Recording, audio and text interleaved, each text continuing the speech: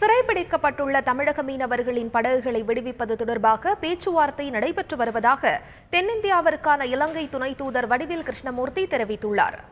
சென்னை சேத்துப்பட்டில் இலங்கை தூதரகம், வங்கி, விமான சேவை ஆகிய 3 நிறுவனங்களுக்கு இடையே கிரிக்கெட் போட்டியை இன்று தென்னிந்தியாவிற்கான இலங்கை துணை தூதர் வடிவேல் கிருஷ்ணமூர்த்தி தொடங்கி வைத்தார். பின்னர் செய்தியாளர்களிடம் பேசிய அவர், இலங்கையில் புதிய ஆட்சியில் தமிழர்கள் அனைத்து வசதிகளுடன் வசிப்பதாக தெரிவித்தார். தமிழக மீனவர்களின் படகுகளை விடுவிப்பது தொடர்பாக இருநாட்டு அரசாங்க ரீதியாக பேச்சுவார்த்தை நடைபெற்று வருவதாக வடிவேல் கிருஷ்ணமூர்த்தி தெரிவித்தார். ஸ்ரீ நரேந்திர மோடி முந்தநாள் அறிவிச்சிருந்தார், ஆழ்கடல் மீன்பிடிப்புக்காக 2000 கோடி பணத்தை கொடுத்து லட்சத்தீவுகளுக்கும் அந்தமான்லையும் போய்ட்டு மீன் பிடிக்கிறதுக்கு. அது மாதிரி இலங்கை இந்தியாவுக்கு இடையில் இந்த உயர்மட்ட ரீதியில் பெற்றுருக்கு. நேற்று முந்தநாள் எல்லா மீனவர்களையும் அங்குள்ள மீனவர்களை விடுவிச்சிருக்கிறாங்க.